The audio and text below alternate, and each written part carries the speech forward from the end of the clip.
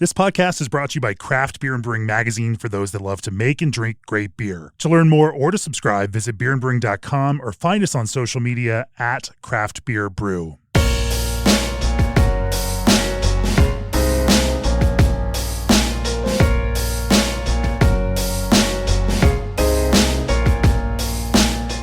It's episode 380 of the Craft Beer and Brewing podcast, and joining me for this special episode on Fonio grain, we have a meeting of the craft beer and brewing minds. As a little bit of background, I did some math before we started this episode, and if we take the collective podcast downloads for the Craft Beer and Brewing podcast of episodes that Vinnie and Garrett Oliver have both been on, it totals 370,000 downloads of the podcast, by far just the biggest chunk. So having the two of you on the podcast together, is a special occasion. And we can talk about why that was. Obviously, Garrett has been spearheading this project of brewing with Fonio grain. That's what this episode is about. I should say also, welcome back to the podcast, Garrett. Thank you. Great to be here. Welcome back to the podcast, Vinnie. Thanks. Appreciate it. Always love to be here with you, and looking forward to talking with Garrett and you about Fonio today. So Fonio grain is a project near and dear to Garrett's heart. You've spearheaded this project. You've had a whole bunch of a number of brewer friends brew with Fonio grain in a few different contexts, brewing different styles of beer to show this is and we'll get into the story of this grain, and I can't wait for you to talk to us all about the story of this grain. It's interesting, it's regenerative, it's historical, it has this potential to, in this application in brewing that could be positive for many more brewers, and you are pioneering all of this. We have some test cases. I've got a few glasses of Fonio beers from Brooklyn and from Russian River sitting in front of me that I've been sipping on before we get this started. I want to jump in and talk about this kind of history, and maybe we start with some background on Fonio grain. But before we do that, at G&D Chillers, they always strive to build great chillers. Partner with them as you build great beer, but don't just take my word for it. This is Andy Joint of Big Grove Brewery. We've been using G&D chillers from the beginning, and from our original 3.5 barrel pub system up to our production brewery, we've been able to rely on G&D to provide a high quality chiller, help us with design and layout, and provide support whenever we need it. That's right. Choose G&D Chillers on your next expansion or brewery startup and receive 1 free year of remote control and monitoring on your new G&D chiller. And ProBrew is excited to now offer 2 to 4 week lead times on all in-stock ProFill rotary can fillers and seamers. These models are available in 100 to 300 can per minute filling speeds and are built with a focus on scalability and low dissolved oxygen pickup. This special lead time is only while supplies last, so send them an email at contactus@probrew.com or call them at 262-278-4945. ProBrew, brew your beer. Also, are you struggling to source affordable citrus ingredients due to market fluctuations? Try Old Orchard's flavored craft juice concentrate blends, which mimic straight concentrates at a better price point and with a more reliable supply. Old Orchard's citrus flavored blends include blood orange, grapefruit, lemonade, lime, and tangerine. To learn more and request your free samples, head on over to oldorchard.com/brewer. Garrett, why don't you start off and give us some background on Fonio? It's something we've written about in your context in our Brewing Industry Guide magazine, but I imagine a lot of the podcast listeners today maybe have not read that story. They maybe don't understand what Fonio is. So give us the Fonio story on a broad perspective. Well, certainly Fonio is a grain that most Americans have not heard of. So, if people haven't heard of it, they shouldn't feel bad. I had never heard of it 5 or 6 years ago myself. One thing that I think is useful to put in context is that our kind of industrialized food system hides most of the world's food from us. So you take something like a banana, and the average American knows one kind of banana. It's called the Cavendish. There was one that was before that. It was called the Gros Michel. When you go to a place like, say, Sao Paulo, there are 40 or 50 kinds of bananas, and they all are in different shapes, different sizes, different textures, different flavors and aromas. And therefore, that world isn't what we think that it is. The same is true of grains. There are maybe 5 or 6 grains that most Americans are familiar with. when of course there are thousands. In the case of Fonio is a grain that is indigenous to Central Africa, mostly just south of the Sahara Desert, the area called the Sahel. That takes in Mali, Senegal, Ghana, parts of Nigeria, Togo, Burkina Faso, Guinea, etc. These are all places that were, of course, later colonized. But for 5,000 years, Fonio was one of the main foodstuffs for people there. It requires no fertilizer. It requires no pesticide. It doesn't need fungicides. It does not need irrigation. In a place that might rain only 3 or 4 times a year, Fonio grows just fine. At least 1 crop, sometimes 2, and it grows from seed to maturity in about 75 days. So it is amazingly nutritious. It's gluten-free. It has all these fantastic, aspects to it. And so you would ask yourself, well, why don't we know about it? And in order to understand that, we have to come back to what colonialism actually is. Colonialism is a form of capitalism that involves pure extraction. So when a colonial power went into Africa, the idea was to take everything. And when I say everything, I mean everything. All the food, all the money, all the gold, all the minerals, all the art, everything, and leave people essentially with nothing. The first thing you have to do as a colonial power is to destroy people's self-sufficiency. And the easiest way to do that is to get rid of their food. So they ripped out the Fonio and said, you can't plant this anymore. What you're going to plant is this wheat and this corn and this rice, which it turns out does not grow that well at the edge of a desert, and then required all of these chemical and water inputs. Well, it turns out, of course, that, the colonist has an answer. Back in England or in France or wherever they're coming from, they have an answer. It's like, well, we'll just send in these chemicals from France, or we'll send them from England. We'll bring a guy in from Germany, and we'll do everything that's necessary to grow this grain here. And as a result, even to this day, there are very, very fertile countries like Nigeria that import 30-40% of their calories from Europe, because this is the way it was designed. So that is the colonial background, if you like, of Fonio and why you haven't heard of it. Because the industrialized food system is based upon only a few grains that have huge inputs, and we know what these are. They are nitrate fertilizers, they are pesticides, fungicides. Huge amounts of our water run off to grow crops, and most barley and corn and rice that are used in brewing and wheat are grown this way. But that's not a sustainable thing. So this is why, to me, there are several reasons why Fonio is of interest to me.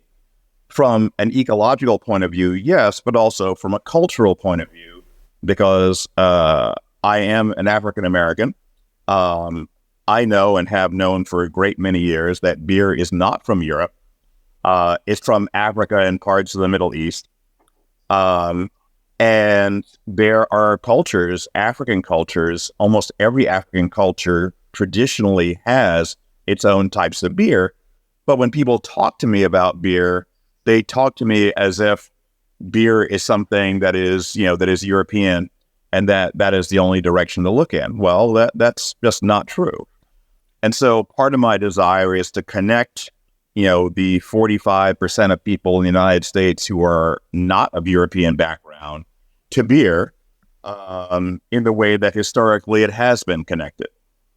So I can get into, and I don't want to, take up all this space here, but I can get into, in a moment, how I came to discover Fonio. But that's what Fonio is. It is a millet type.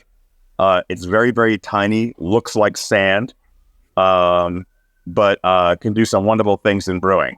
That's incredible. It's something that I agree with you on this. I think that so much of beer history gets written about Northern European beer history when the history of beer as a fermented beverage is a worldwide history, a very African history, a very Middle Eastern, and even a Far Eastern history, and one that and all of those stories should be told. It's something that we have tried to focus on over the last number of years at the Craft Beer and Brewing.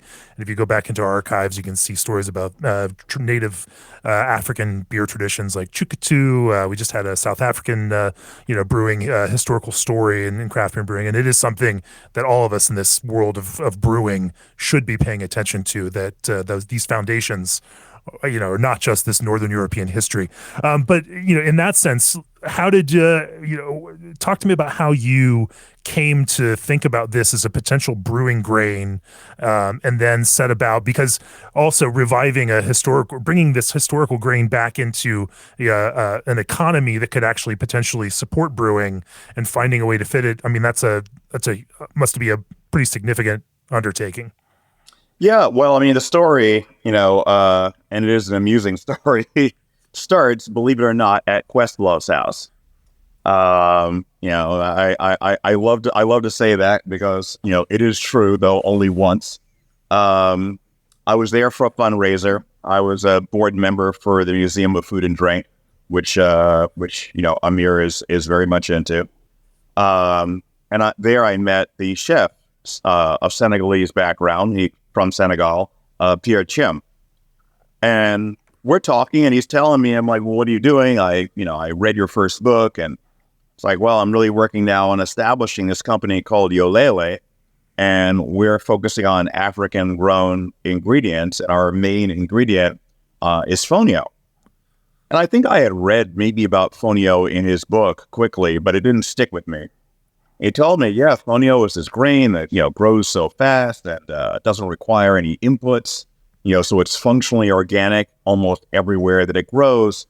There are no runoffs or chemical inputs at all. It doesn't need irrigation systems. It doesn't even need soil tilling. It's amazing. And he said the one problem that they've always had is that in order to process Fonio, in order to for people to be able to eat it, first it needs to be separated from the stalk. Then each grain has to be decorticated, meaning that it has this tough little skin around it that needs to be removed before, it's available as a human food source. Well, I mean, this process, and then it needs to be cleaned of the sand that surrounds you in a desert-like area, especially when it's a tiny little sand-like grain. And this requires, lots of washing in bowls and calabashes, etc. So it might take somebody hours just to process, a kilo of Fonio. So, I mean, a good food, but not really ready for prime time on the world stage. But we go back to colonialism. What grains in the world have machines that are capable of doing all this work? Well, they're the ones that we want, right? I mean, in these countries that are, in many cases impoverished, there is nobody making machines say, hey, why don't we clean up the traditional grain and make it easily ready for use? This is what Yolele, is working on. So they are, the Fonio grows on thousands of small whole farms. They collect it and then process it. It's steamed, so it's pre-gelatinized and cooks up in about 5 minutes. And he's telling me this, and I'm like, wow. He says, well, I have a TED Talk. So I go watch the TED Talk. 15-minute talk's got 1.2 million viewers for a 15-minute talk about a grain that nobody ever heard of. I'm like, this must be a pretty interesting talk.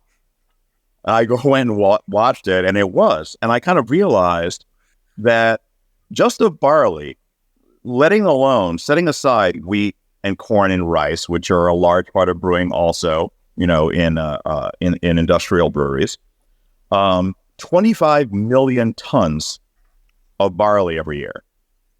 Most of it under, conventional industrial agriculture, meaning lots of nitrate fertilizers, etc. And, let's be clear, potassium nitrate fertilizer, by and large, is derived from oil. It's an oil byproduct. So we put an oil byproduct on the land, and then this stuff runs off, into streams and causes, all the kind of problems we can get into. So I kind of realized, well, what if at some point in the future, this actually became a brewing grain? I wonder whether it tastes good. So our first beer that we made with it, we made it 50% and found that people loved it. It created this aroma that was reminiscent of Sauvignon Blanc, wine and lychee fruit, et cetera. This kind of tropical fruit character that was not being created specifically by the yeast strain. And we can get into it, but over time, we have put Fonio into a large number of different beers, and that flavor profile always comes through. Now, eventually, we brought the percentage down from 50%, which was a lot. But, I've made a number of beers at 15%. Vinnie can talk about what he did going a little further. And we've even been involved in making beers going to 100%. Interesting. So this grain itself, we talk about the thiol precursors available in barley grain, and it seems like this grain potentially has that same kind of potential in producing some of these flavors that we would otherwise associate with hops. Absolutely. I think what's striking is right now I've got our Fonio beer, which is a Belgian blonde ale, which we did use, of course, an expressive Belgian yeast, and I can talk about why we did that. But I've also got Garrett's, Brooklyn Brewing Fonio Rising, which is a double Pilsner. And specifically in the aroma, it's actually quite similar with that fruity, wine-like, grape-like, lychee quality. Definitely our beer on the finish, you get more of that Belgian yeast quality. But yeah, back to your question, Jamie. Do we know if it's truly thiols or whatnot? No, we don't yet. We're, still digging into it. But it certainly seems to have that, potential, and that's the direction that it seems like it is. When you eat Fonio as a food, Natalie and I have been cooking this at home now for better part of the last 6 months leading up to our release. And the idea was not only to release a Fonio beer, but was to put Fonio in some dishes at both our pubs, which we have going right now. So I've actually cooked quite a bit with Fonio, and you don't get that fruitiness when you're eating Fonio. It cooks a bit like couscous or maybe quinoa, if you will. You could either put it in water and boil it for 5 minutes or so. I find that it's better to just let steep when you're cooking it at home. Boil the water or, stock, whatever you want to use. Let it steep and then move on with it. But yeah, when you eat it when it's just been made in water, you don't get those fruity notes. It's definitely a little more nutty. And I'd say there's a nutty quality that carries through. But that to me is part of the excitement of this grain, this project, is the exploration of what we don't know, just like hops and thiols, and how exciting that was, what's probably been a decade now that we started really talking about it a lot. Last 5 years, it's really exploded. Our winemaking friends are probably laughing at us, thinking of talking about thiols finally when they've been exploring them for eons, particularly in New Zealand and that part of the world. But yeah, it's a rather exciting grain to be brewing with, and I'm really looking forward to going beyond the Belgian beer that we've made so far. Well, let's turn it around and start talking about some of the process involved. Obviously, this is a smaller grain than you would typically brew with, and there's some concerns. And I would love to start talking about like thinking about formulating recipes, how it works, in a broader context in different beer styles. Before we do that, experience distinct transparency and juiciness with Omega Yeast's Daybreak 5 using their Lumina technology. Omega genetically eliminated haze in the popular British 5 strain, allowing you to preserve the fruit-boosting prowess while achieving crystal clarity. Perfect for modern West Coast IPAs. Learn more at info@omegayeast.com. And can seams should not just be handled by your OEM. Relying on outside help to confirm your product is shelf-ready puts your final product and your bottom line at risk. Take back control with RSS Macklin. They provide the training and resources breweries of all sizes need to ensure the exceptional quality of your product remains the same from beginning to end. For more information, visit rssmacklin.com. That's rssmacklin.com, or email service@rssmacklin.com.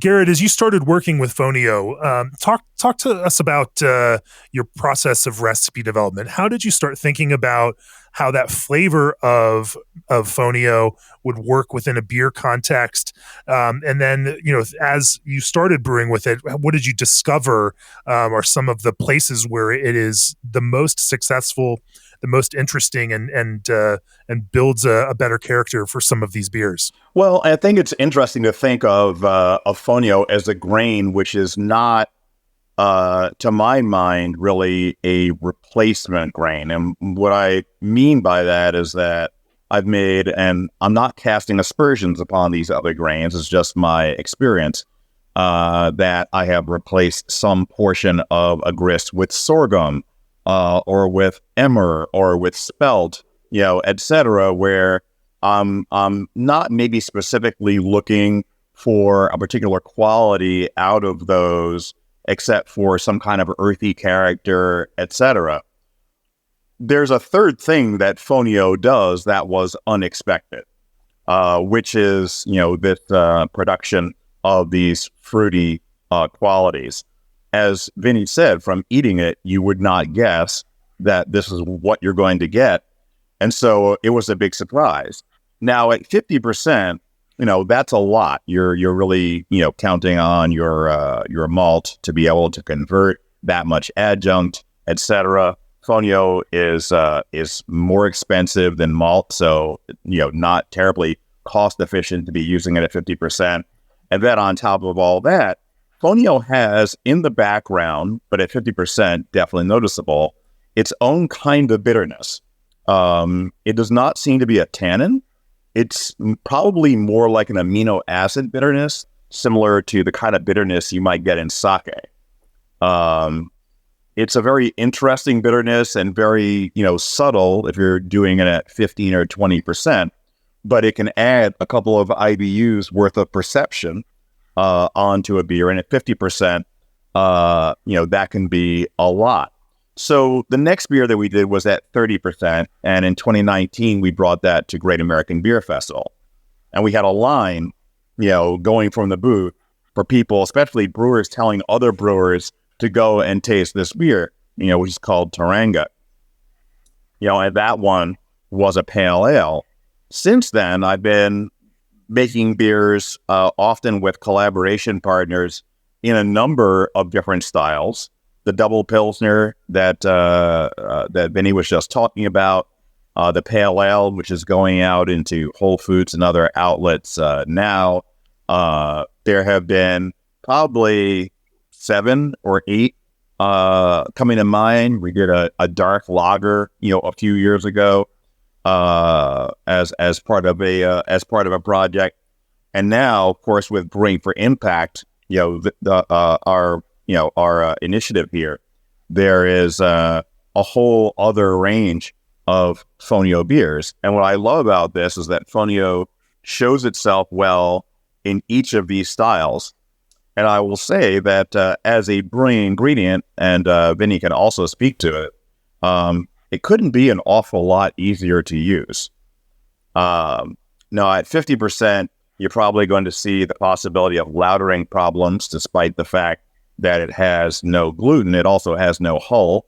And therefore, if you're trying to put it through, a tight lauter bed or mash filters, etc., You could have, some types of problems if you're not using rice hulls or something. But at 15 or 20%, no one has seen any problems. In fact, it just kind of flies through beautifully. Vinnie, why don't you pick up that and talk about your experience in the approach to brewing and mashing with it? Yeah, definitely. So, as Garrett mentioned, super easy to work with. We certainly don't want to throw other, alternative grains under the bus. But this has definitely been for us the easiest to work with. We still use Kernza, but what we found there was that the grain needed to be milled. The grain's so small to begin with that you have to have a separate mill. You have to mill it separately. In that case, you can get a flaked version of it, which does work quite easily. But here, you literally just take the Fonio and just dump it right into the mash tun around your saccharification rest in your mash.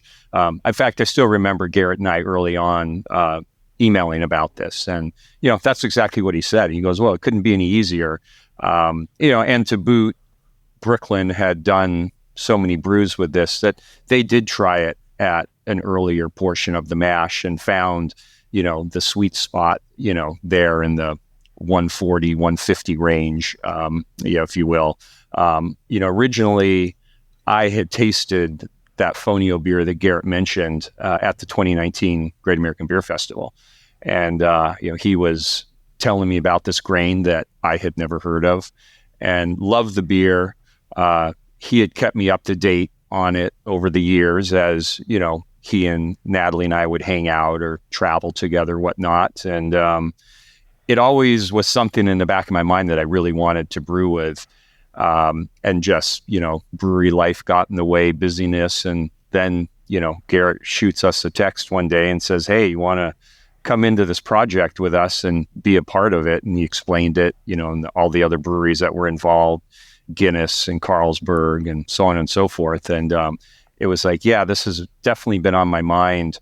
And it was at a really good time because we were just coming off of, learning about Kernza, and now we just kind of rolled into Fonio. And again, the simplicity of literally, just dumping it into the mash tun. Probably the more difficult part is getting your hands on the Fonio. Garrett mentioned Yolele Foods. They are the only supplier, at least that I think in America, at least in volume. You can get it in 25-pound bags, 50-pound bags, super sacks. It does come in different sizes, but you are shipping a single ingredient from a vendor. With that said, we think it's worth it.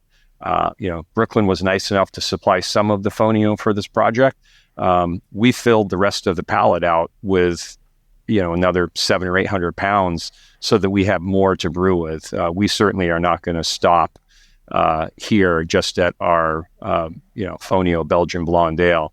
In fact, I'm really excited to brew with this more in the pilot brewery, making, hoppy beers. And I think a steam beer would be really nice. That fruitiness that you get from the Fonio, I think would meld nicely with a warm, lager yeast fermentation that you would get in a steam beer. So I'm really excited to see, the path forward. I think another interesting thing, Jamie, is, and I sent some Fonio to RAR, and they did a fan test for me, and it virtually has no fan. The value came back at 13.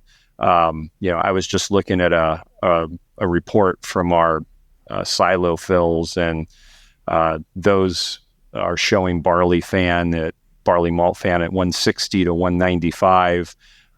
When we compare our Fonio beer, compare it to some of our hoppy beers, the beer's fan in bottle was 39 part per million, similar to our Belgian Blonde Ale Damnation, which gets a lot of sugar added to it. So we're getting that kind of dilution effect there.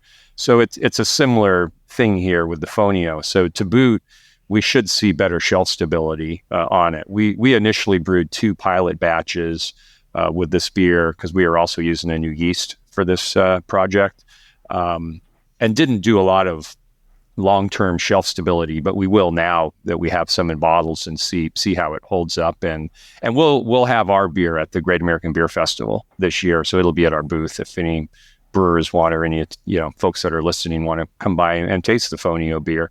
And we used it at 22%. 20% was our R&D level, and then just by way of it worked out, number of bags added, that sort of thing. We ended up at 22% Fonio in the mash. Low fan levels sounds like it's perfect for cold IPA, for all of those cold IPA aficionados out there who want something interesting to it. Let me back up and just make you mentioned adding it at a specific temperature in the mash. Does that imply then that it doesn't need a serial process, that somehow that process happens within the processing of the grain itself, and that it arrives to you at this point where you can put it straight into the mash? It is pre-gelatinized, and so steaming in country is part of the processing, which is, one, good for people who want to cook it at home so they can cook it up in 5 minutes. It's great in the brew house because what you're doing mostly is actually, hydrating, the grain, but it's already pre-gelatinized. And so those starches are almost immediately available, for conversion. And from the point of view of shipping, out of these countries, it provides to the agricultural authorities, et cetera, a kill step, when it comes to any sort of, contaminants or whatever else that anybody might be worried about. So one thing that Yolele is working on is making sure that this is a grain that stands up to modern standards of food safety, et cetera, which is why you can find it, throughout, I think, most of the country at Whole Foods and a number of other outlets. It is being processed to that level. Now that we have these breweries such as Carlsberg and Guinness, et cetera, involved, they also are applying the highest international standards of food safety, et cetera, and are happy to keep going with this. I think that we can see the potential in it, in an earlier project which we did, I think it was last year, yes, with Brewgooder, who are out of the UK. They are a B corporation that has a social justice aspect. And they made a Fonio beer together with us, Brewgooder Pale Ale, and they are on about 10,000 hectoliters, of that beer. It's the biggest success that they have had to date, and they're actually, independently going to keep running with it. It's been a really big hit. They were selling that even into only one supermarket chain and sold 10,000 hectoliters. So I think that everyone who is working with it can see the potential here, and that it, could have a great future. As we go into now in New York, New York Climate Week, there are discussions about learning, okay, we know that we don't have these inputs, what will we be able to say in the future about the possible, climate impacts or lack of climate impacts that you're going to have from, not having all of these chemical inputs and the irrigation input as well. And we don't have those numbers yet, but, I think that we can be certain that, using a grain of this sort is going to be better for the planet than the way conventionally we've been growing grain, or even, regenerative versions of the things that we've been using.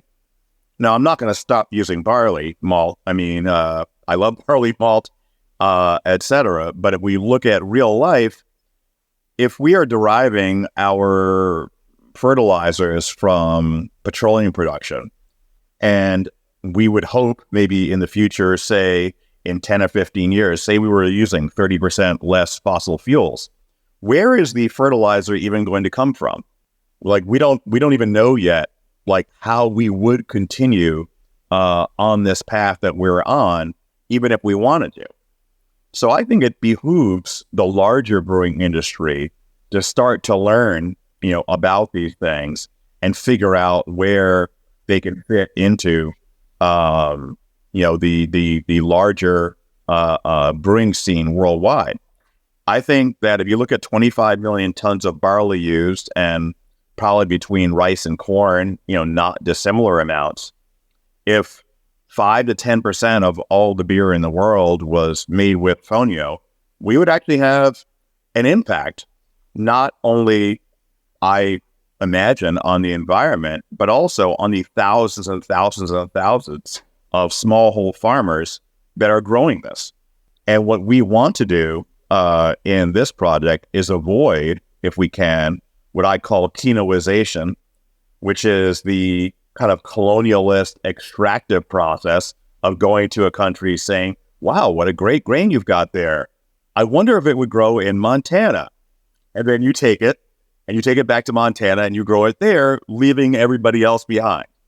We're looking to reverse that as, a way of doing business, as a way of looking at, at agriculture, because, on the sea, these grains move about, in a relatively ecological fashion. Doesn't take that much energy to move stuff on the ocean as opposed to over mountains, et cetera. And so, there's a possibility, of really making a genuine impact here in so many different ways. It's interesting you say that. And of course, obviously, with interest and scale, the entire economic equation of this gets more attractive to the broader industry. And so, we're at chicken and the egg phase right here, where you need to, or, Fonio there has to be enough interest at a certain level for it to then grow to a point where you can build efficiencies and economies of scale, and make that possible. But it's also inarguable that we are heating up this planet, and a grain like Fonio that can grow in some pretty rugged conditions and thrive in a warmer environment certainly has a place in the broader kind of agricultural future of this planet. And I think what you say is absolutely correct. If we can find a way for the countries of origin for this grain to also benefit in a significant way from this broader economy, then that closes the bigger circle on this whole question and helps us start healing some of these colonial wounds that were opened by our own extractive processes for hundreds and hundreds of years. That being said, let's shift some gears and talk also about the kind of fermentation, or the rest of the brewing process on this, and see how that works, particularly through fermentation. As I taste these, I definitely get a bit of that kind of cocoa husk, kind of earthy bitterness that you talk about, that almost feels like a through line through here. I mean, some of it in some ways almost relates to a similar flavor I can get through noble hops. And so it's certainly not out of, there are plenty of beer styles where that works really nicely in, but obviously because this grain doesn't have that same kind of enzymatic, component that barley does, there are other considerations in that fermentation phase. I want to talk about that, but first, Indie Hops breeds new hop varieties to help brewers captivate beer lovers. Brewers worldwide trust Indie's unique varieties, Strata, Lorien, Luminosa, Meridian, and Audacia, to modernize, brighten, and diversify their beer lineup. Indie also offers classics that thrive in Oregon terroir, such as Chinook, Crystal, and Sterling, thoughtfully crafted and selected hops to meet your brewing needs. Visit indiehops.com/podcast to discover what's new in hop flavors. Indie Hops, life is short, let's make it flavorful. And Berkeley Yeast, founded by bioengineers, yeast that's designed to improve flavor, quality, and consistency, increase efficiency, and save you money. If you've been following yeast, I'm sure you've heard about their strains. Super Bloom strains make classic hops flavors. Fresh strains keep diacetyl low, even with large hop additions. Tropic strains make a tropical bouquet reminiscent of the finest Southern Hemisphere hops. And they just dropped new strains that are even more futuristic. Nationwide free shipping. Mention this podcast for 20% off your first order. Vinny, talk. Why don't you talk first about some of the fermentation questions? Obviously, you chose an expressive Belgian style blonde ale as your canvas to learn about Fonio. Talk about that either hot side and then fermentation process with this at 22% of your grain bill. Yeah, so we treated it like a saison, if you will, although we called it a Belgian blonde ale. That may go back to couple years ago when Garrett, Natalie, and I were in Belgium together, and we were sitting out in the beer garden at West Vleteren drinking their blonde ale and just having a magical day, great conversation, great friends. And that was really kind of the inspiration why we made went the direction of a Belgian style beer in the blonde beer to really let the Fonio pop along with a Belgian grain. Was this the same trip where Garrett had to take care of you when you guys got COVID, or was this a different trip? Same trip. Yeah, no, if you're going to be stuck anywhere in the world with COVID, in that phase of COVID when, you couldn't leave the country or whatever, you want Garrett Oliver to be the one to take care of you. He's showing up with baguettes that were just freshly made and soup that he found at a restaurant. He has I don't even know. He has Yoda skills of finding stuff. It was great. So thank you again, Garrett. But yeah, that was the trip. And it was just this magical day. So when we came to talk about what we were going to brew for Brewing for Impact for this Fonio project, that was just an instant hit or an instant idea. And it, became an instant hit in my head. It's like, yes, this is going to be it. So yeah, we brewed this, as I said earlier, on our pilot brewery a couple times, treated it very much like a saison Belgian blonde beer. We did take the mash through multi-step mash. So a quick stop at 130 Fahrenheit, 144, 149, 161, and then a mash off, but all really short times, specifically on our big, Zeeman automated German brew house. A little easier to do that on the automated brew house. Added the Fonio in, I believe, at the 149 rest. It kept going from there. Check the iodine test, make sure the conversion's done. It is. So pretty straightforward there. We hopped our Belgian blonde ale with Aramis, Solea, and a little bit of Brewer's Gold. And of course, I had to get Brewer's Gold in there. I see you laughing, Jamie. And that was really, it's not a hop forward beer. It's a beer that is focused on yeast and the Fonio. We knocked out at surprisingly 60 degrees Fahrenheit, so pretty cool. And what I found in our test batches in the pilot brewery, and we're running this through an open top fermenter as well, that we were just getting so much expressive esters in these pilot batches that I just kept bringing the fermentation temperature down.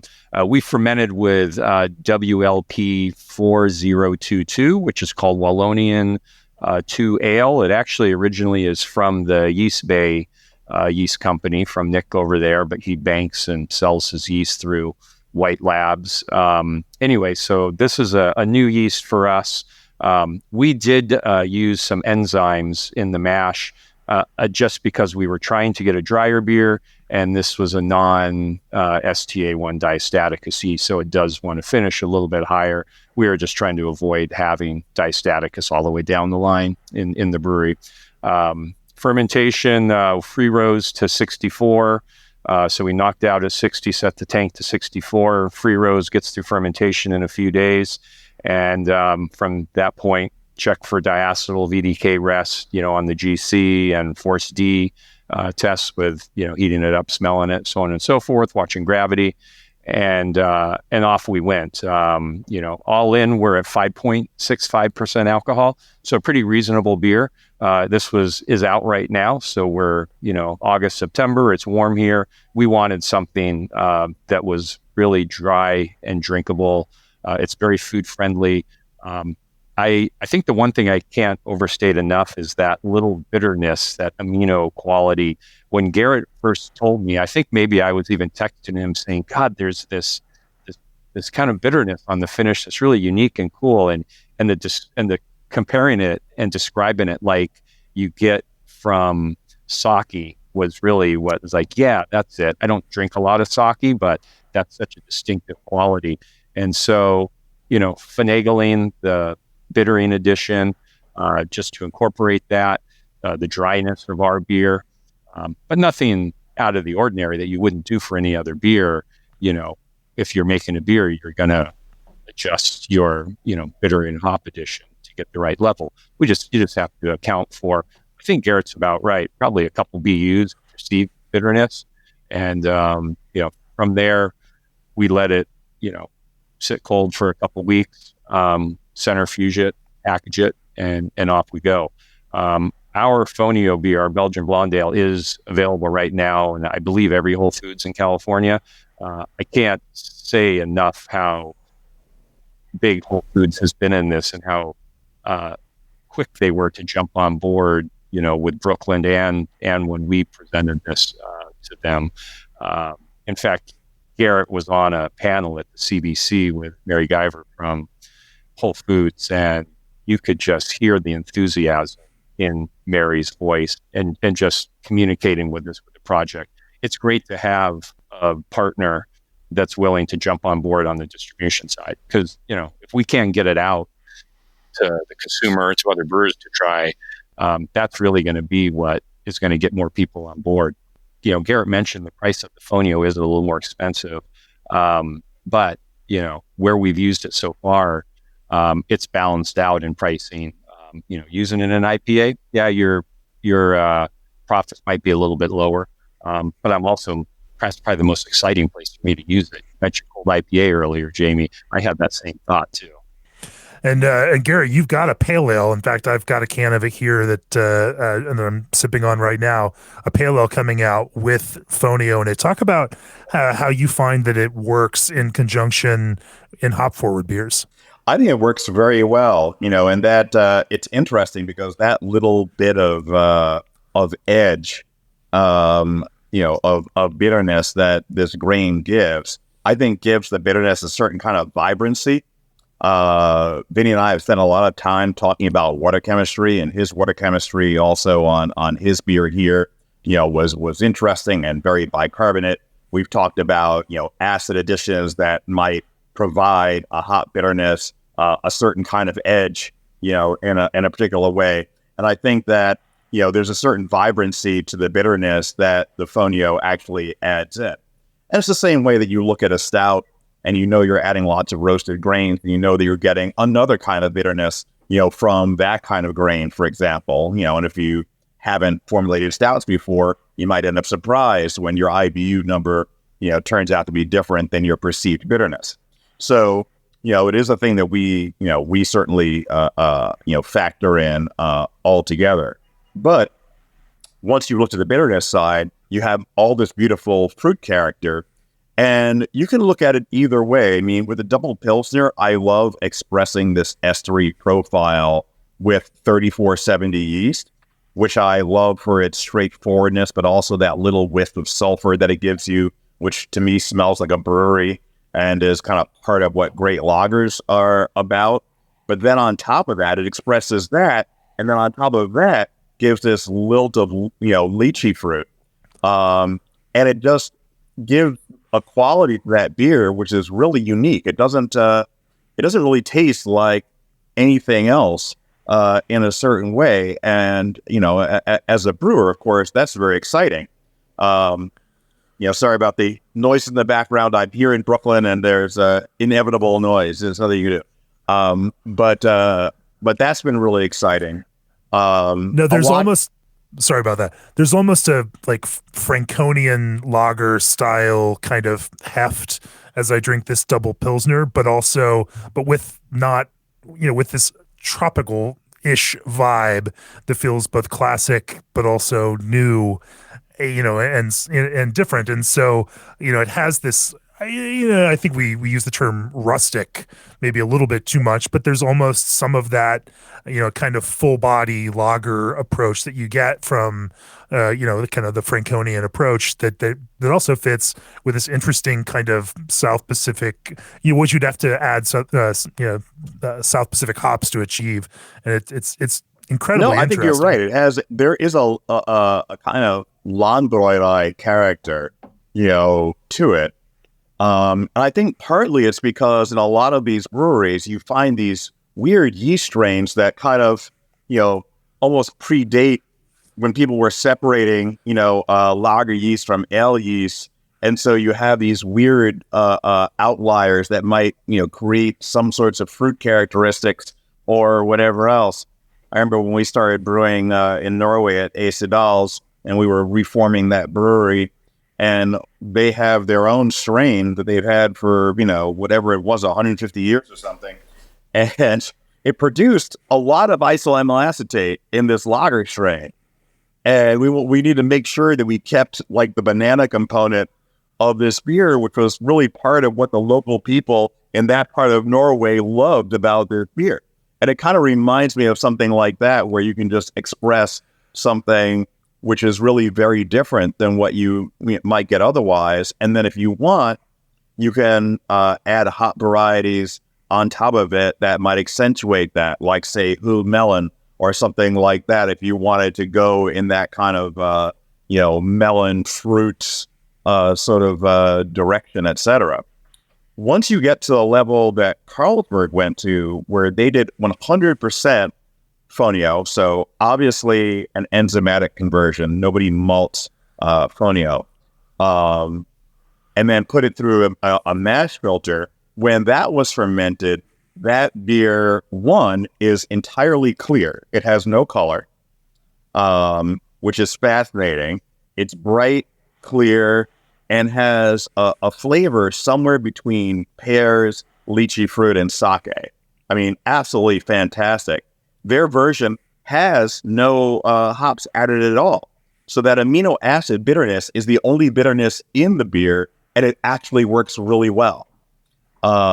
Now, that's like a completely unique thing. Like, there's no other beer you can point to that you can say it tastes like that. It tastes more like champagne or some type of sake than it does like other beers, which is completely fascinating to me, and just, shows the technical prowess at that end, but also the cheekiness. Because the funny part is that their, head brewing scientist there, Dr. Zoran Gojkovic, who has 2 or 3 PhDs, he said to me, "Garrett, I've tried hundreds of different grains. You have no idea how many grains I've had." And I won't use the word that he used, but he was disparaging generally of all the alternative grains out there, and said, "If you really want to know what this tastes like, I'll show you what it really tastes like. I'll make 100% beer out of it, and then you'll know you don't want it anymore." He was kind of being very much himself. He's, a kind of Balkan dismissiveness. He's seen it all, etc. But when the beer turned out, he was entirely captivated. He was like, "This is the coolest thing I've ever seen. Like, I need to do this again." And so, that beer, which is now, I think, only available at a rather high price because it's experimental at the Carlsberg gift shop in Copenhagen. I was serving that last week at a Michelin star restaurant, by Maurice Sacco, the Senegalese, Malian, French chef, and who has a Michelin star in his place, Mosuku. We were serving that together with the one that we did. We did a strong, sweet stout with Omnipollo, Fonio beer. So that's called Blacker Chocolate Stout, Fonio Stout.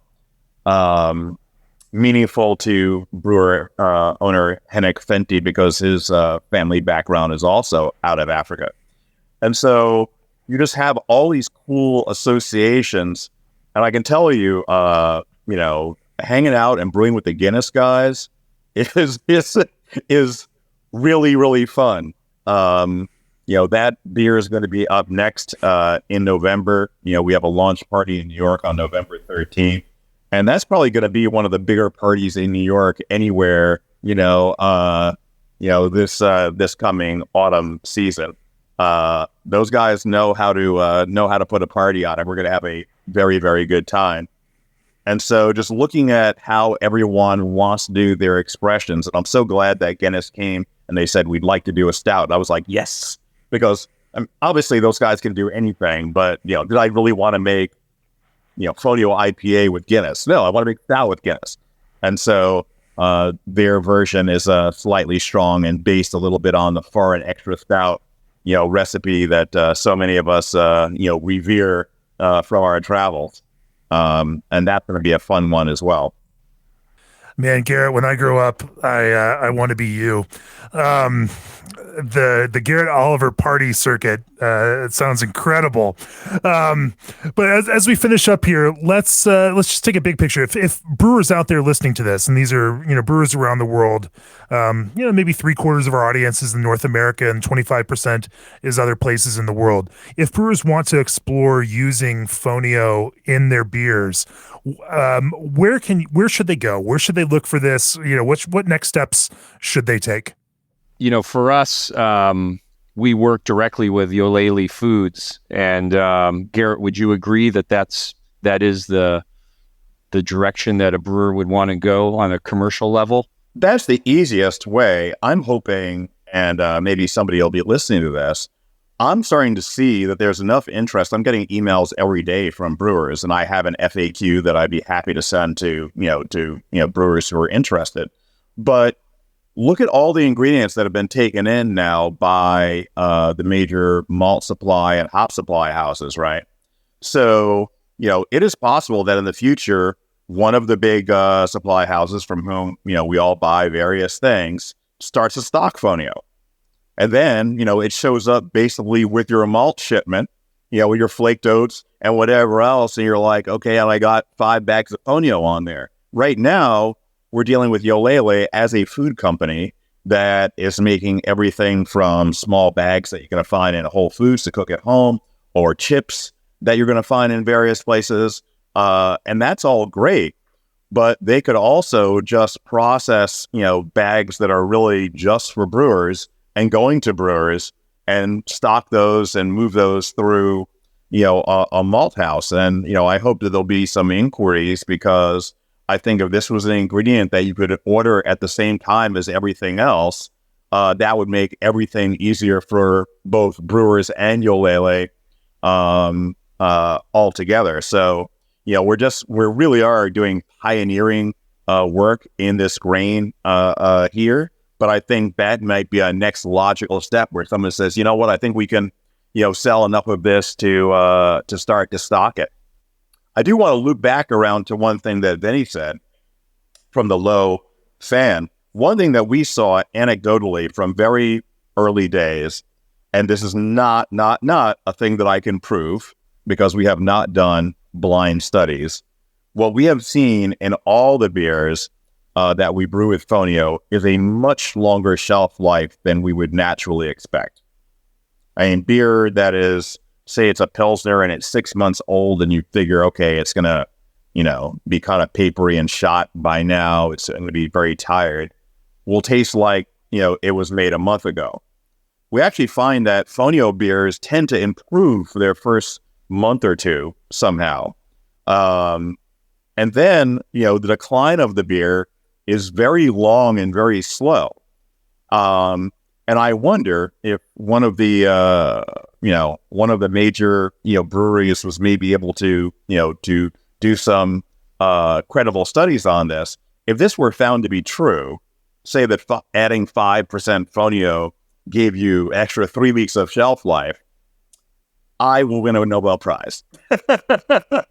or maybe Yolele will win a Nobel Prize. And I'll add on the I'll add on the ordering malt from Yolele. Yolele is spelled Yolele, and it's orders at yolelefoods.com. So again, orders at yolelefoods.com. It's And yeah, and for the home brewer that's listening, I tried to walk into our local Whole Foods, which is a pretty good size Whole Foods, one of the ones in Sonoma County, and they didn't have it like they would in like New York, where Garrett is. But I just ordered some initially, off Amazon, and I had it. So for the home brewer that wants to try it, and then the quantity that you need, you could get a couple 1 pound bags off the internet pretty easily, and and try it that way too. Because but I agree with Garrett. It would be amazing if Brewer Supply Group or Country Malt Group were to pick this up and stock it. That would make life so much easier. And we're committed to continuing to use it regardless.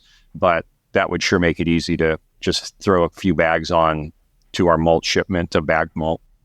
Hint, hint. For the for the maltsters and malt supply companies out there listening to this, and I know there's a bunch of them. We're not saying that Fonio is your beer fountain of youth. We can't make such a claim yet. We can't scientifically prove that, but there could be some upsides for brewers that experiment with this and find it in find a place for it within the beers they make. And I think, honestly, that's a great place to bring this to a close. Choose G&D Chillers on your next expansion or brewery startup and receive 1 free year of remote control and monitoring. ProBrew offers 2 to 4 week lead time on in-stock rotary can fillers and seamers. Old Orchard is your go-to source for fruit-forward ingredients for some of the biggest names in craft brewing. Omega Yeast's Daybreak 5 gives you juicy modern hop flavors without the haze. Take back control of your canning and seaming with the experts at RSS Macklin. Trusty Hops unique varieties to modernize, brighten, and diversify your beer lineup. And Berkeley yeast strains are designed to improve flavor, quality, and consistency. If you've enjoyed this episode, go to beerandbrewing.com, click on the subscribe button, become a supporter of craft beer and brewing. And interestingly enough, for many, many years now, Garrett was the editor of the Oxford Companion to Beer. We have a long-standing relationship with the publishers of the Oxford Companion and license and share revenue drive from advertising for all of that content as it appears on beerandbrewing.com. So that is there. If you should own a copy of the book, obviously, but also enjoy all of the fruits of Garrett and all of the other writers' labors on beerandbrewing.com. Garrett, if people want to learn more about Fonio or the beers that you and Brooklyn have made with Fonio, where can they learn more? Well, I mean, you can certainly, to learn about Fonio, you can go to yoelefoods.com or look up Chef Pierre Thiam, Thiam, his TED Talk, which is what originally got me started. If you want the background, there are some great articles out there. Washington Post just did an article about 2 weeks ago. And, before I think it's the Press Democrat, did a great article out on the West Coast about, Vinnie's beer and Fonio. So there's lots of information out there for brewers. Like I said, I'm happy to send people, an FAQ, which you will have gotten the basics of if you listened to this podcast. But, in case something didn't stick, happy to, to send that to you. And you know what, Garrett? Just why don't you just send me that FAQ and we'll post a link to it off of the show notes for this episode. That sounds great. And I think, this is, when you look at, I'll tell you something that is, absolutely true for me. I've been brewing for 35 years now. I can say, that I have not seen any single subject which has excited as many people when it comes to an ingredient or a technique or something like that as this has. Ordinary people. Normally, if you have an ingredient that no one's heard of, people's eyes kind of glaze over as soon as you start talking about it. But when you tell people that this requires no inputs, no fertilizer, no pesticide, no fungicide, no irrigation, no soil tilling, and has these social benefits in the countries where it's grown, it basically is everything that we all want, and it creates great flavors. It sounds too good to be true, but it is true. And it kind of just, it is for me amazing to see people when I speak to them about it, they want to know more. I can't say that, I might get excited about a hop variety or a technique or whatever else, but most folks you talk to, about that, their interest is not the same as mine, let's say. In the case of this, people, they will independently go out and find out more information about it. So we're creating excitement. Also, within the beer space, we're all talking about, a difficult market, etc.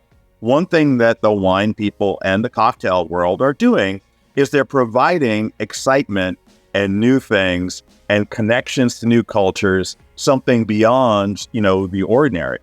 And this is an opportunity for us, to connect culturally, like I said, with the 45% of people in the United States who are not of European extraction, to really reach out to people who have a diverse set of interests, and also to create these flavors that people stick their nose in the glass and they say, wow, this smells like, wine or something like that, and to create a new flavor and aroma profile. So it's great. I'm having a good time with it, and I know other people are too. You had the whole West Coast IPA crowd in your hand when you say it's perfectly clear. I mean, that's all they need. The lightest color possible. They're here for you. Vinnie, you mentioned earlier, if people want to try your approach to Fonio, that it's available in Whole Foods, and you'll also be pouring at the Great American Beer Festival. Yep, and it's still on at both our pubs. You can try Fonio salad at both pubs, Fonio soup at our Windsor brewery. Although it's not on the menu, our chef even made a shrimp and grits, but instead of the corn, used Fonio. That was just a little test thing he did for Natalie and I. It's available at other tap houses and stores throughout California, probably for another month or so, but this won't be the last time you hear from Russian River using Fonio.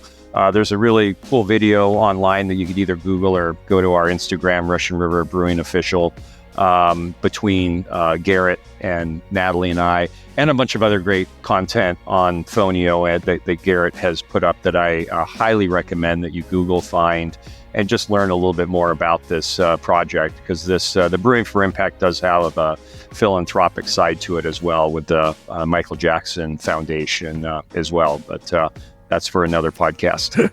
Absolutely. Well, it's been really interesting, mind-expanding, and eye-opening to talk about brewing with Fonio with you all. Thank you all for sharing the story with our broader podcast audience, and can't wait to see what even more brewers do with this in the future. Cheers. Cheers. Thanks, Jamie. Cheers. Thanks, Jamie. Good to see you.